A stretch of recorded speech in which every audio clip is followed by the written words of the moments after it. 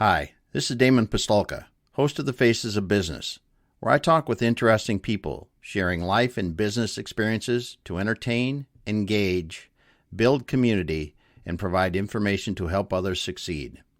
If you're interested in learning more about one of our guests or how we are helping business owners generate wealth and build businesses they can sell or succeed at Exit Your Way, you can find more information on our website, exityourway.com, or by contacting me directly, Damon at exityourway.com.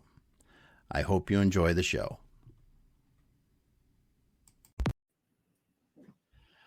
All right, everyone. Welcome once again to the Faces of Business. I am your host, Damon Pistolka, and I am very excited for our show today because I've got Dan Aldridge from Merino Consulting Services, and we're going to be talking about lessons learned to build your second business better.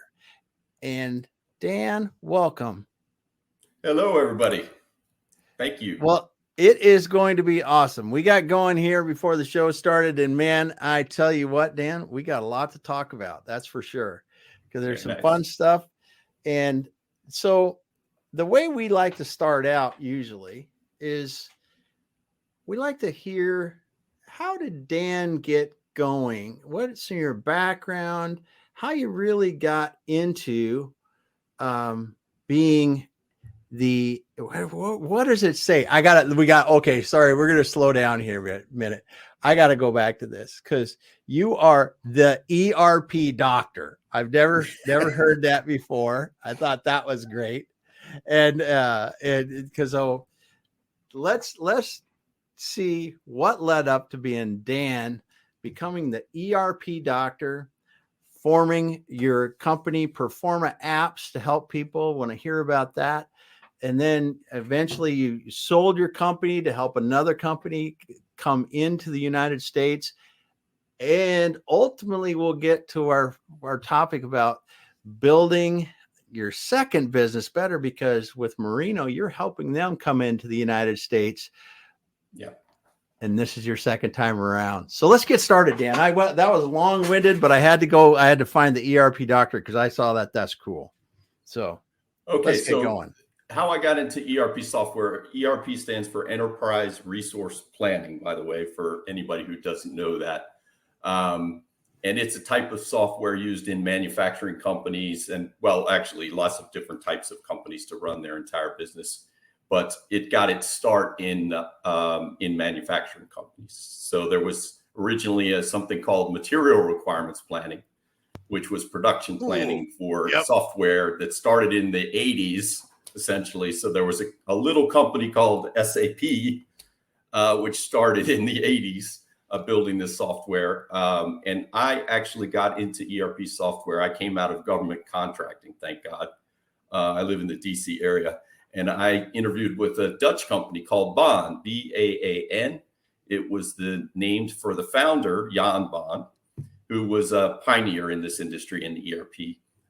And at the time, they were the second biggest ERP software company in the world. And I interviewed in 96 and got the job and started right out into manufacturing companies.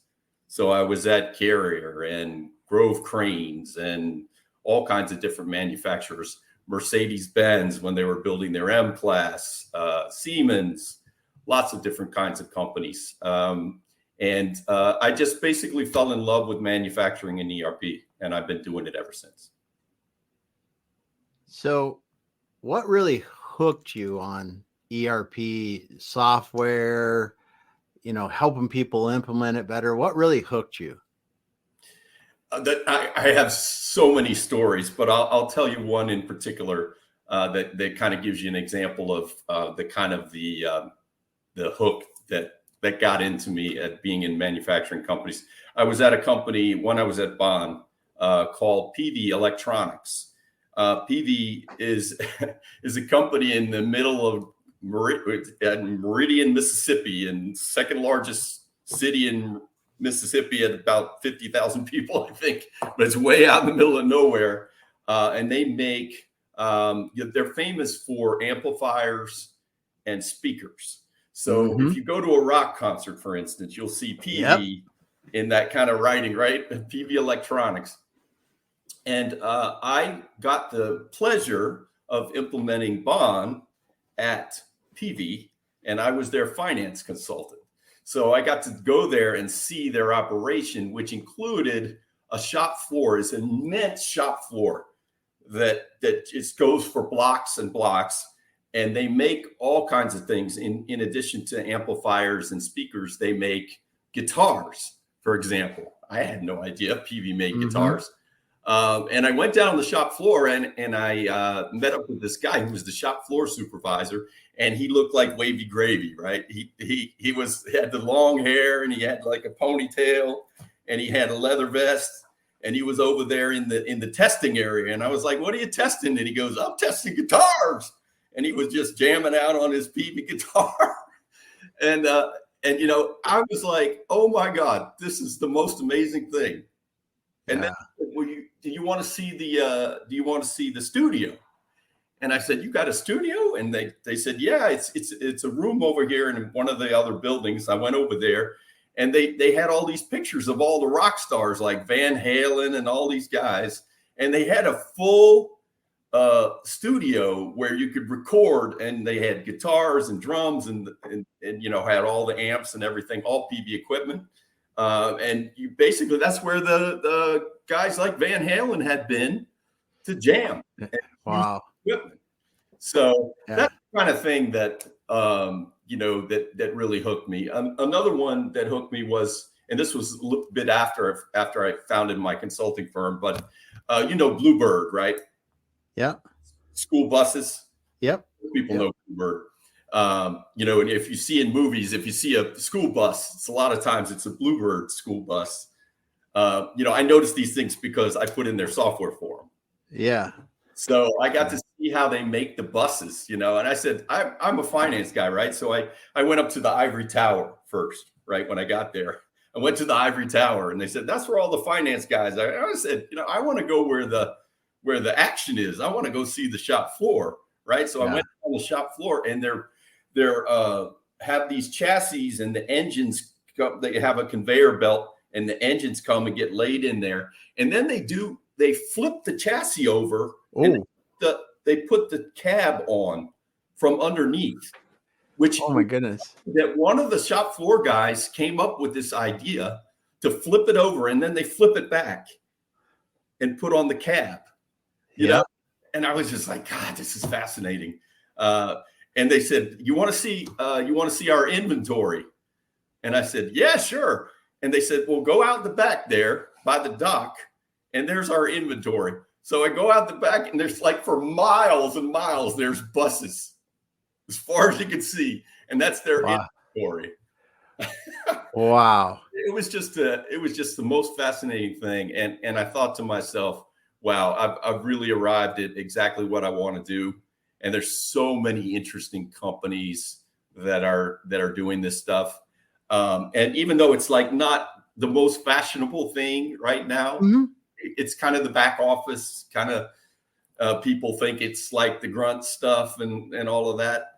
To me, it's still fascinating. And I see the innovations that they're doing in it, and they're adding AI, they're adding all these other things into it now to make it better. And they're hooking it up with the machines. And, you know, I saw your big commerce thing. So that's the e-commerce, the front end for the ERP. So the ERP is kind of boring, and it does the work of the production planning and things like that. But it's still very important. And obviously it's the core of what a manufacturing company and actually many other types of companies, distribution companies and all, they run on ERP as well. Yeah. Well, it really, I mean, in a lot of companies, it's without it, you just don't have a financial gauge of anything, because it ties the real world to the numbers. And that's a critical step that was missing when you talked about MRP or any of the predecessors to the ERPs, right? It just didn't have the connection to the dollars. And you're pretty up on this stuff. And it was hard. Well, I lived it, dude. I lived it, dude. I know with your manufacturing.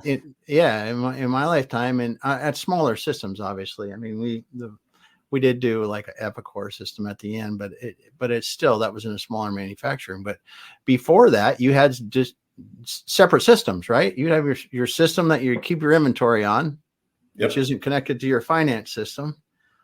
And at the end of the month, they'd have to put the numbers in the others and all the other crazy stuff that they had to do. And that was quite a process. It was quite a process. It was quite a process when I can remember when the first systems came out, because when I was in college, I was working in a company. It was lucky, they were growing, and they're like, hey, you put this software in, we don't know how to do it. You put it in. And then it was actually the first stab at keeping inventory in an accounting package that they had bought. So I don't even remember what it was, but, that was a big deal in those days. And now you look at what these ERP systems have evolved to, and how they're still that core center of these businesses to allow them to operate, like, just from ordering things to letting their customers order things to cranking the books out at the end of the month or whenever they need them, and all the other information needs. So it's been a heck of a change for you, I'm sure, as you've seen these systems go from, the old legacy things that were running on some specialized computer in the back to now. I'm sure a lot of these people are using cloud resources to run their systems.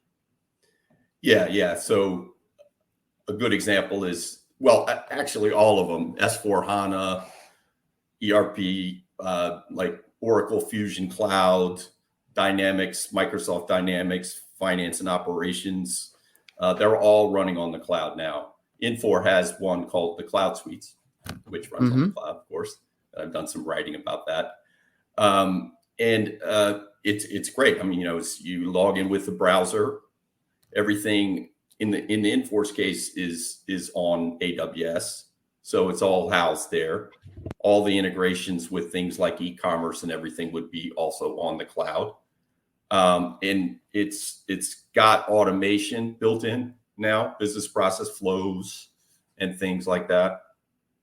And the connections, the APIs and things like that, or connections, is all built in, and it's all on the cloud, right? So, if you have an on-premise system, you're missing out on the newest things, right? And the newest functionality and the newest capabilities, right? Because they're not going to continue to develop so much the on-premise. I mean, they'll keep it around and they'll sunset it gradually, right? Because there's so many people on it. It's like SAP is on ECC. Almost everybody is on ECC or R3, maybe even there's some R3 still around, I think. But they want you to go to SAP S/4HANA Cloud, right? Which is quite a process. I mean, it's not a straightforward migration path for that. It all sounds ugly. It all sounds ugly because the simplicity of having it browser based is undeniable. And if you can get the features out of it, that's because that used to be the holdup, right? You couldn't get the features from a browser based system like you could from a on-premise kind of thing. Right. And so that's cool that's happening. So let's go back just a little bit, because you touched on this. You said you're at PV, thought that was cool. You mentioned some other places though that are very interesting. So you were at the Mercedes-Benz or Carrier. What out of these places, what's the most interesting manufacturer when you walked in and went, wow, I had no idea that was made that way, or that's the coolest thing I've ever seen made? Actually, it isn't any of those I mentioned. Very cool. It's another company called Progress Rail. Okay. Progress Rail. So Progress Rail was one of my customers when I built just to fill in a little bit, I built Performa Apps, which was an Infor LN, which is what Bond came to be called when Infor took it over. Actually, they bought SSA, who had bought Bond, but it became Infor LN. Now it's the Infor LN based cloud suites. Okay. But along that way, when I was building Performa apps, I went to one of their forums. So I was looking for a good sized client. And actually I had another little side story.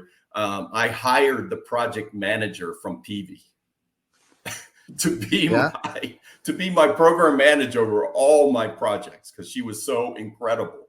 And I remembered her, and years later, I hired her onto a project. So I was with her, meeting with the guys from Progress Rail. Now, Progress Rail is, I believe they're over 20 billion. This is a massive company, and it's not even the high.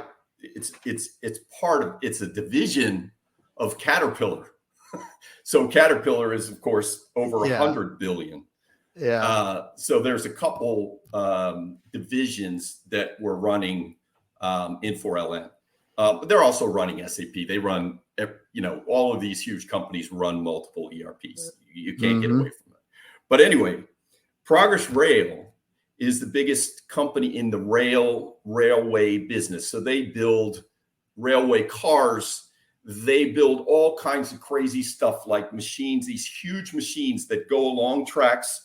They lift up the tracks. They repair the ties. They put down ballast. Yep.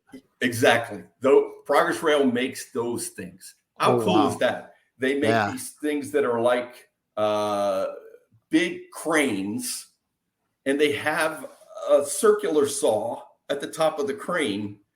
And what it does is, as it goes down, as you can imagine, all the trees overhang the tracks. Oh, yeah. So it cuts the tree limbs, and then it mulches the tree limbs. Or maybe a separate machine that does that. Yeah. But how cool is that? Like something you never think of. You're like, well, how do the limbs of the trees get trimmed? Well, it's this thing going along the track and cutting it off with a circular saw. Wow. It's just cool as hell. And they do everything related to, they do service too. They have a massive service organization. They're putting in the ERP in about 157 plants. So you can imagine the scale of something like this. This is a multi-year project. And, Caterpillar is running SAP at corporate. So there's integrations and replacements and, this and that, and MES systems that they have to hook it up to the machines. Mm-hmm. And you could just imagine the scale of something like that. But in terms of a product, and this is just a massive project. Of course, it was multiple millions for us. It was a huge project for us. It kind of made us in a way, right? Being a small consulting firm, to win that project was massive for us. But anyway, the product that they make is just so cool. And they would always have me down they have a golf tournament, Christmas for Kids. Yeah. And it's down at their headquarters is in Albertville, Alabama. So another place way out in the country. But you familiar with the Robert Trent Jones golf trail? It's called the Golf Trail, Robert Trent Jones. It goes through Alabama and, various other southern states. But it's just an absolutely gorgeous thing. And we all go off at once and, have our T-shirts, and they get, or golf shirts and everything. It's just a really nice event. Go out and drink beers, hang out with the bikers. Yeah. Just fantastic. Yeah. Good stuff. So that the BNSF runs, one of the main rails runs very close to my house, and I see that kind of equipment. And that's amazing. Some of the track laying equipment, or even here, because it is a main line.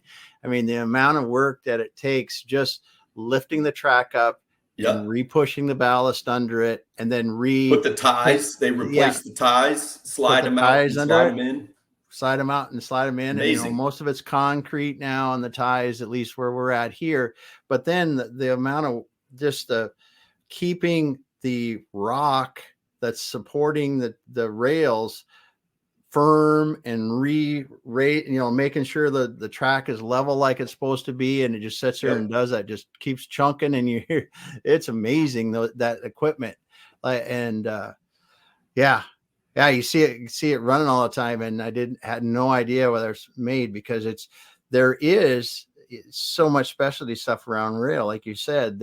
I can remember seeing some of the big snow blowers that they have to make for the specialty snow blowers for when you get up in the northern routes, and that's amazing. It's amazing junk, amazing stuff. Yeah, so cool, so cool. So 100, that's a massive project. How many fingers are touching something like that? Oh God. So it's a lot. yeah.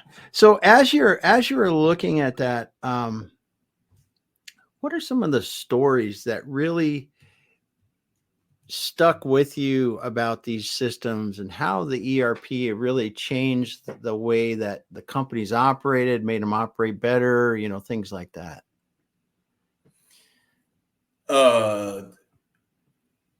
Just something about how they got better or so. What are some of the things, like someone stopped you and just said, listen, this thing has changed the way that we've been able to do business, or we were never able to do this before and now it works, or some of those things, like. Yeah, I think it was a lot the production process and the planning process and the lead times, being able to really cut the lead times and increase the quality, and get some feedback from the machines and things like that when they integrated with the MES system. So that's been the uptime of the equipment and everything like that. Just more efficiency, and just improving the process and the quality.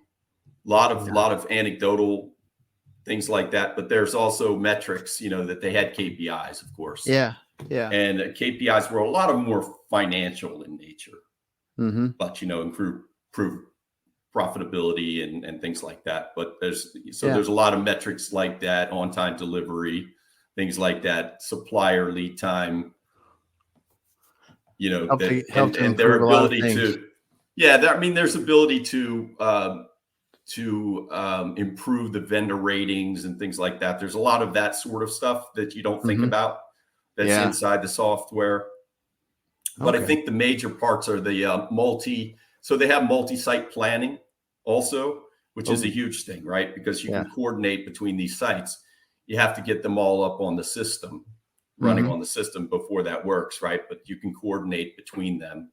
And they set up some EDI and some communications stuff like that with their suppliers as well. And with CAT. They had to coordinate with CAT too. For the parts and stuff like that. So there was some coordination between the different divisions and with the headquarters, which all can improve, or did improve with the systems being put in. Yeah. Very cool. So you've been working with being the ERP doctor, you've been working with ERP for a while. That's my little hook. I love it. I'm going to say it a lot. I have a hashtag, the ERP doctor. You can follow it, and it's got all my posts on it. Okay, the hashtag, the ERP doctor. All right, good stuff. Well, so let's talk. We're going to get into Priority Software, Merino, in just a moment, but let's talk a little more about ERP. Because we're at kind of a interesting time here. Because we have ERP systems in specific, and we have this massive groundswell, whatever you want to call it, of AI that these large language models have come out. And, everybody thinks they're going to change the world, which I'm sure they're going to do a lot. They already have. But how do you see AI really coming into play in ERP?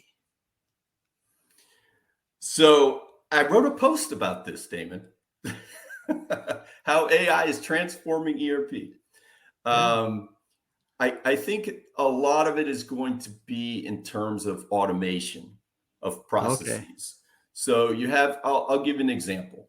And, you might say this is machine learning versus AI. There's a thin line distinction between the two. But example would be, so you have these optical character resolution recognition software that when you bring in an invoice, so they send you an invoice, You scan it with this software, and it picks out all the information like the invoice number, the PO number, and everything, and it reads it into the ERP. So it's kind of an automated way of reading the information in. Okay. Some of that information is by definition dirty. And there's a couple other processes that humans normally do, like matching to the receipt, like matching to the PO. AI can automate that process entirely. So it can perform what's called the three-way match. You might have heard of the three-way match, right? That's an accounts payable, match to receipt, number 2, match to PO, number 3. Okay, there's the three-way match. So AI can automate that, and it can also figure out ways to clean up the data too. So it can then identify patterns from suppliers, different suppliers, what they're doing differently, things like that. So it can sort of automate that whole process and start to learn about a supplier. Okay. Another example would be, and this is what I put in my article, which is a Terminator themed article, by the way. I put in another example of credit and collections, right? So you have a credit limit, a credit balance, invoices past due, 30, 60, 90, whatever the patterns may be. AI can interpret the patterns of a particular customer. They can say, well, they're constantly overdue and they have this huge balance over 90. This is not a good customer. This is a bad customer. This is a customer we should put on credit hold. This is a customer we should reevaluate with Dun & Bradstreet. You know what I'm saying? Yeah. It can basically tell the accounts receivable manager or clerk, this is a good customer, this is a bad customer, and here's why. Okay, wow. That's another example. Of course, you've got Copilot, like Microsoft's version is called Copilot. Infor's version is called Coleman, and I'm just getting into it. It seems to be very interesting. So I'm digging into those different, different ERP vendors' AI capability. But the one that's most well known is Microsoft with Copilot. Okay, so Copilot is large language or generative AI, that's sitting right beside you, and you ask it questions, and it generates content for you, or it generates answers to your questions that you're having right here. So theoretically, it can be hooked up to Dynamics 365, which is their ERP.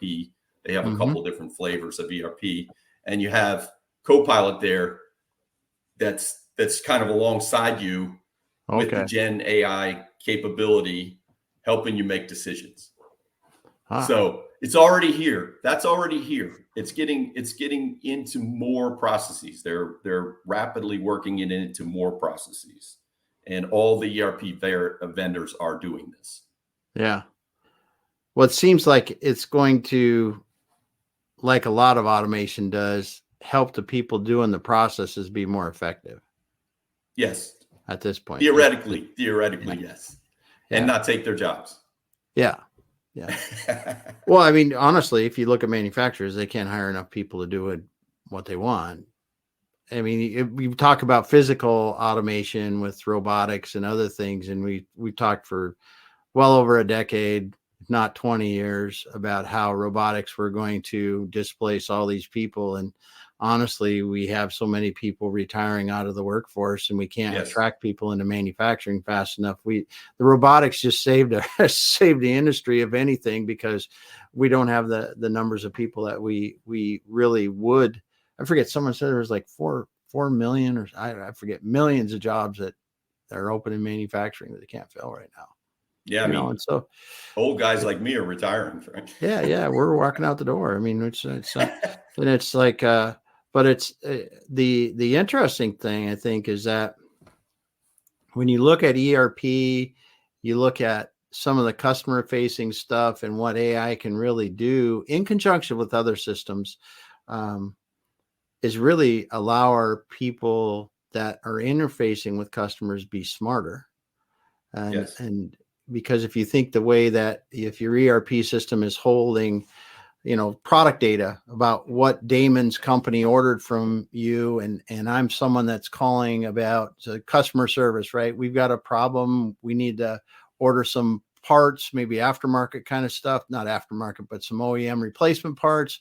And I'm on the line trying to help get those parts ordered for them. It's my third day. Or I'm even there. Right. I've been there a year, right? And this is an older piece of equipment, or it's a piece of equipment that I'm not familiar with for some sort. That AI or that working together with the right system, like an ERP system, and the data and how it can go, it can help them out a lot to show them what did we order, and get them to the right information to help them get what they need. And that's. But I talk about this a little bit in my article as well. There's some dangers in that. So if you keep a firewall around internal data that an ERP system stores, and there's a lot of it. Oh yeah. Competitive information, yep. Financial information, things like that.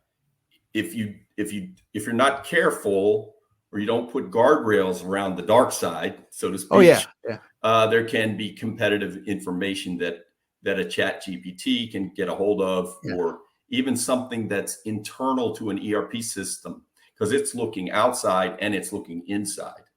Yeah. And improperly used or turned on, in essence, it could, in all seriousness, and I have a Terminator theme to it, partly because it's fun, but partly because it's scary.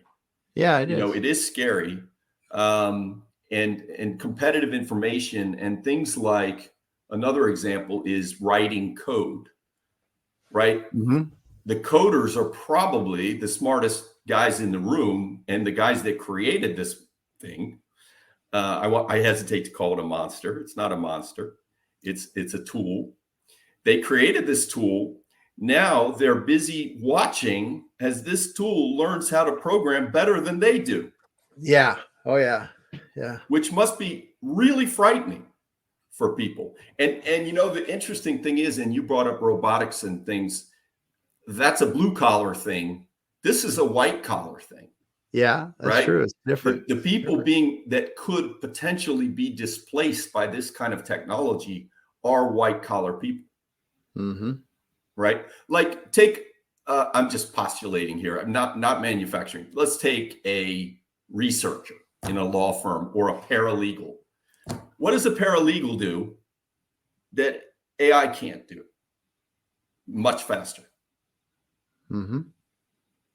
I mean, to me, it's not a creative thing. I feel as though, since I'm writing, I like to think I'm a creative person, and I can make something that AI can't yet beat. Right? Yeah. It's something that comes from me, like my writing. Mm-hmm. But AI is going to get there. It probably can get there. I mean, it already can do images. It can do video. It can do all that stuff. And it's pretty darn creative if you look at it, right? Yeah. So for me, and that's why, like in Hollywood, they're all up at arms, and anybody who's in a creative type position should be, that this thing is what they fear for their jobs. Yeah. And there was a quote that I have in my thing. It's about James Cameron, who was the director. Yeah. He said, when you call me and tell me that ChatGPT won an Oscar, then I'll believe it's arrived. Yeah. And I'm like, well, that's a little bit pompous in a way, right? Because ChatGPT it could probably, who knows what it'll be in 2 months. We don't know what it'll be. Yeah. I mean, I still think it's way behind in terms of creative writing. Because I tried to use Gen AI, and I tried to make a new blog for myself, and it was pretty bad. I have to say, it was pretty bad. I mean, maybe I'm just biased because I like my own writing, but you know what I mean? It's not quite there yet. But it's, and that brings me to something that I wanted to throw in here real quick. I'm part of this. There's a website called solutionsreview.com. and they have an expert portal, what they call an expert portal, and I'm part of it. So I've been seeing they just put up, and they're going to fully launch it in September. So it's not fully launched, but I've seen my little avatar, and I've seen some of my content there already. And it's going to be a members only thing. You pay $500 a year to have access to us experts. I still think that's funny that I'm an expert. But you'll have access to our content, also some webinars, podcasts, and messaging, and be able to book some time with us. So I think it's a great thing.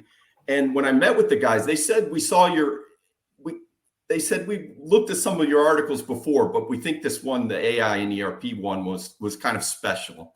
And we thought we'd give you a call and invite you into the experts. Very cool. Because thank you. Because it's a great topic, first of all, and it's a great add-on to my ERP that I already love, but what they said to me, which was really interesting, was they said, we want to create a safe haven for you as a creator. Safe from what? Safe from ChatGPT. Yeah. And I think that general thing is something that we need to be aware of. I mean, take any business, my business, your business, any business that's on the internet, that has information that's out there, right? Could be, they could be affected by ChatGPT or any other Gen AI, or they're calling them golems now. They're calling them, I forget what that stands for, but it's large language model, golem. I just saw a thing about that, but anyway, it's going to be really interesting for any company. And also it's going to affect marketing and things like that, right? So content generation with AI, I mean, it already is. I mean, you make a video. The guy showed me a thing where you can make a video and it writes a blog post. It writes a LinkedIn post to announce the blog post. And you have the video as an asset. But ChatGPT or whatever engine that they have, Gen AI engine, is making content. And, a creator like me can't keep up with that. Yeah. It's just way too fast. Yeah. It's going to be interesting how some of that goes. And as we, it's like anything, I think we're going to have some big stumbles and we're going to have some big jumps forward. So let's talk a little bit about, so you started Performa Apps, man. It was a little while ago. It was a long time ago. And then Priority Software approached you and they said, listen, we want to come to the United States, and you can you just generally explain why you were a strategic acquisition for them, and then a couple of things that you can learn, and then let's talk about getting into your second go around with this with Merino and how it differs, some of the things that you're doing now that you weren't doing before. I think it's really interesting. So the first thing is that it was strategic for them to acquire my company because we had a really good reputation in the market. We were already a software partner of Infor. So we already had that experience. We had a consulting practice that frankly had some really good cash flow on it. So they wanted to get that revenue stream. They wanted to get somebody who I had a relatively good name in the ERP software market in general, right? Is known as somebody who knows something about ERP software. And then I had already built that business and won big contracts.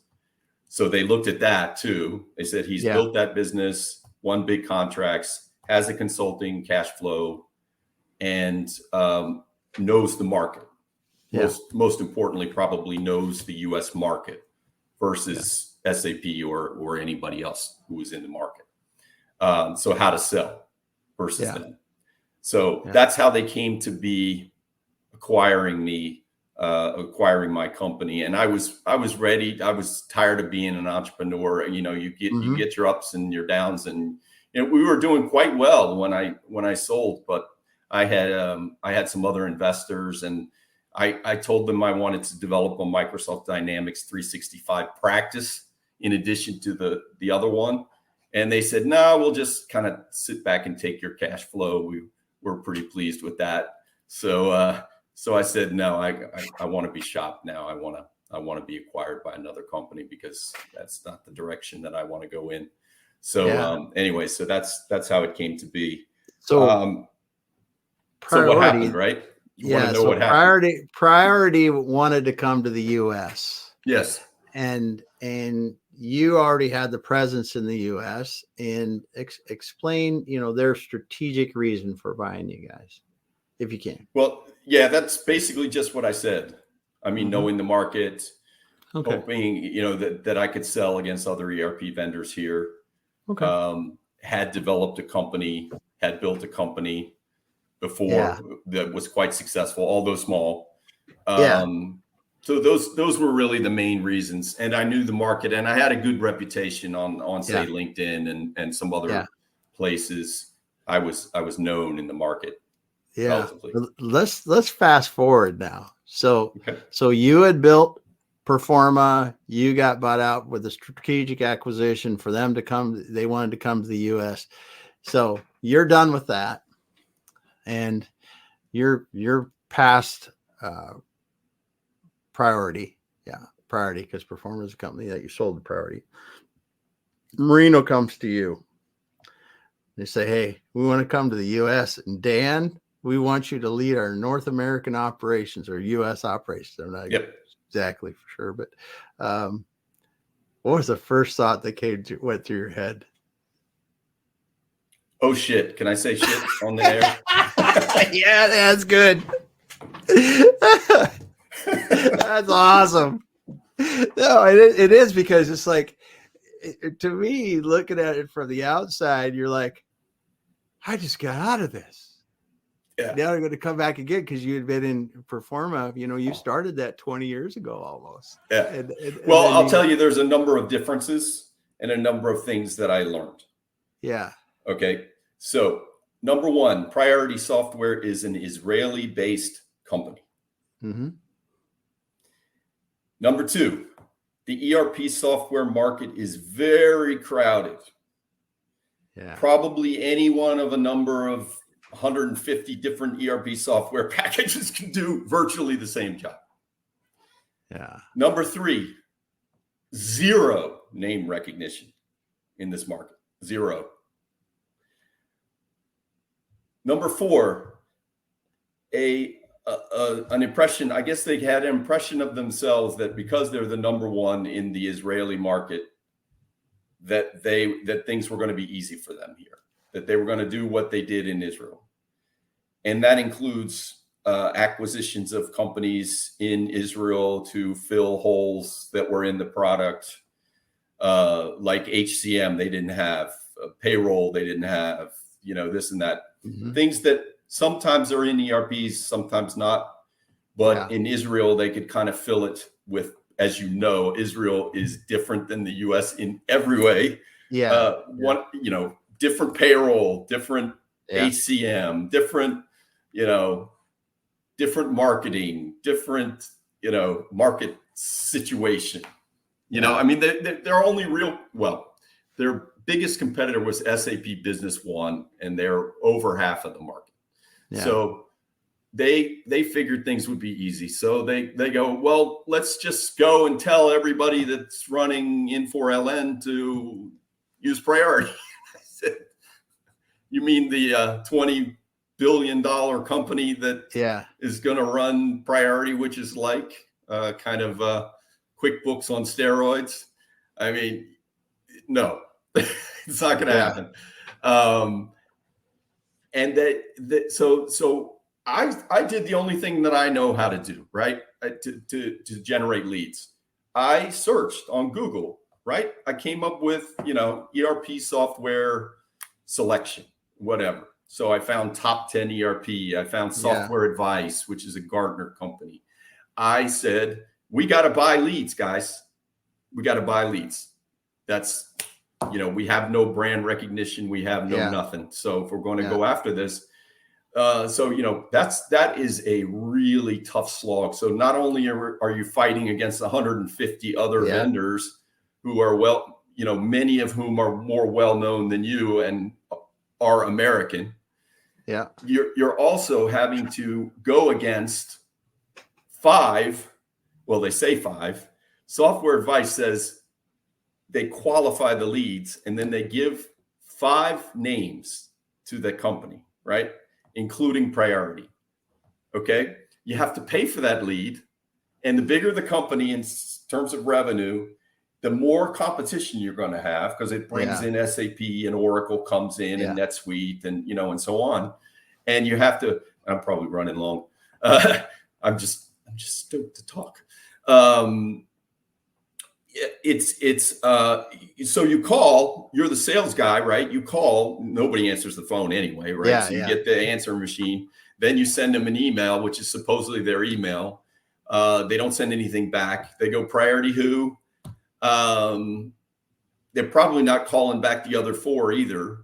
Yeah. But it's supposedly qualified. It's not qualified at all. It's just somebody who visited their website and said, hey, I want the names of a couple of people.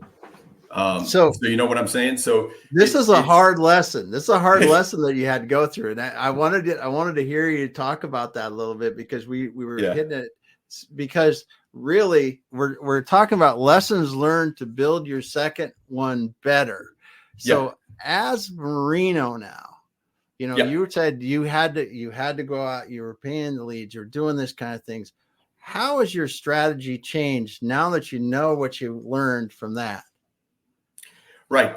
So first of all, the biggest difference is that Merino is a partner of Infor Global Solutions, which is rather well known. Yeah. So they're probably considered name third or already. fourth. Yeah, it's a name already. It's an American name. So that's another advantage, right? Yeah. I would argue that they don't have as good brand recognition as the big 3 or whatever, right? But so I've got that going for me, right? And we're not actually trying to sell the software. We're actually alliance partners, which means we sell with Infor on these net new deals. Okay, so that's a big change. And then we also have the upgrades, which is we put ourselves in position as a really reputable consulting firm in Europe, and we're building our practice. I'm hiring people. We're going to do a big boot camp. So we're thinking really big in the US, right? But we can do also the upgrade projects. Yeah. Right. So we have that. We have that as an option as well, which we didn't have anything because priority was greenfield and it was a foreign country software. Yeah. Unknown. They didn't pay any attention to the analysts. So this time around, I'm paying attention to the analysts. I'm courting the analysts.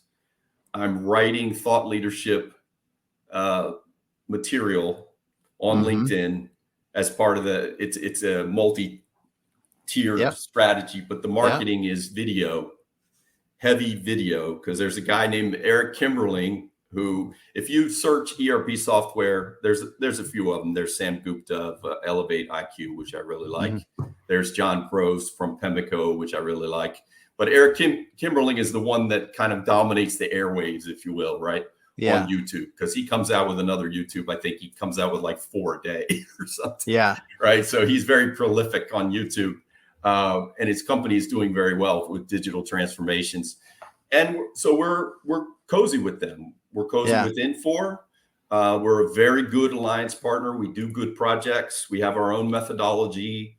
We have on the order of 130 consultants spanning Europe and North America. We do global projects really, really well. Right. So ones that have plants, which many companies these days do, right? Plants in Europe and in the US and maybe a headquarters in the US. We handle those projects extremely well.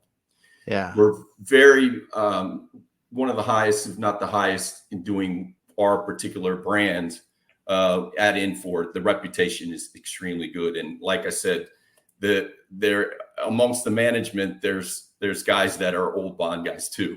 Yeah. Right. So from where you started with from where I started. And so that's all great. And I love the people I work with. I absolutely love the people I work with. So cool. I had some issues with Israelis. They just didn't listen. Well, I think it's really cool though that you're able to go through the experience with priority, because it gave you so much foundational experience to be able to do it differently with Merino now. And it's also very interesting how your approach has changed with, writing the content, doing the videos, and the other things that you're doing, and being active on LinkedIn, just because the buyers have changed how they buy. Yes, this is a huge point. It's a huge difference. It's a huge difference even between now and 5 years ago. I mean, LinkedIn was not near what it is now in terms of it's almost like the engine for relationship building. You can't like say I reach out to you, and this is how we met, right? Yes. We met on LinkedIn. Yes. And I reached out to you with a LinkedIn in-mail message. Yeah. Right. It's I don't know your email address.